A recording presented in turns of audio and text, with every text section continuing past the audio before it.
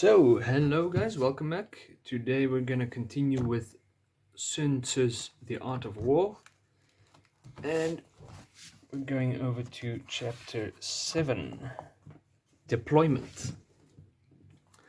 So there we go. Master Sun says, "This is how war is waged. The general receives orders from his prince, recruits the army, and assembles the forces. He ensures all is well and pitches his camp. But nothing is more difficult than army deployment. Army maneuvers are difficult because they must make the obscure plain and create opportunity from setbacks. And so you take a long road, but entice your enemy with lures. Although you set off late, you still arrive early.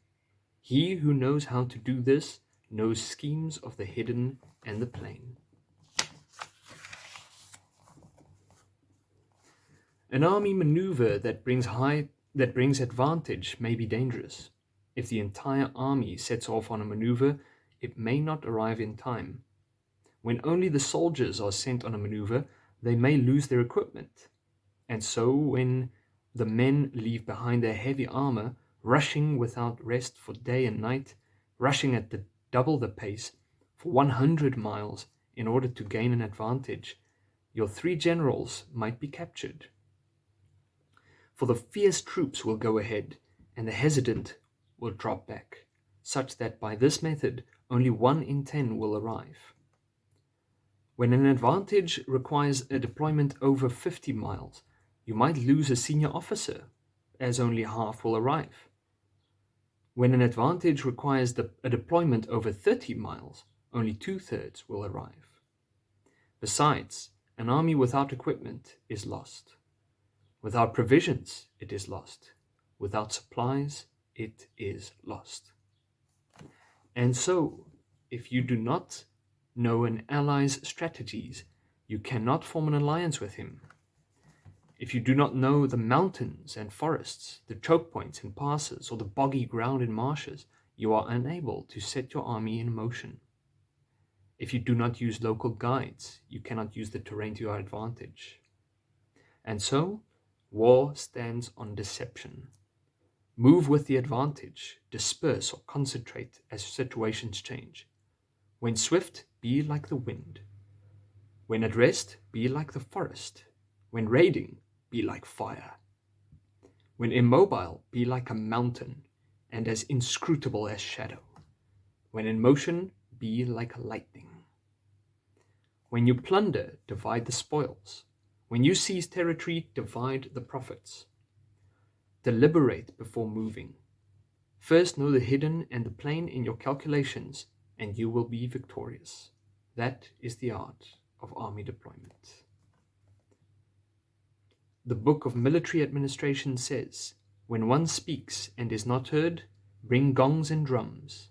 When one looks and does not see, bring flags and banners." And so, for night fighting, use gongs and drums. For fighting during the day, use flags and banners. Thus you will command the ears and eyes of your men as one.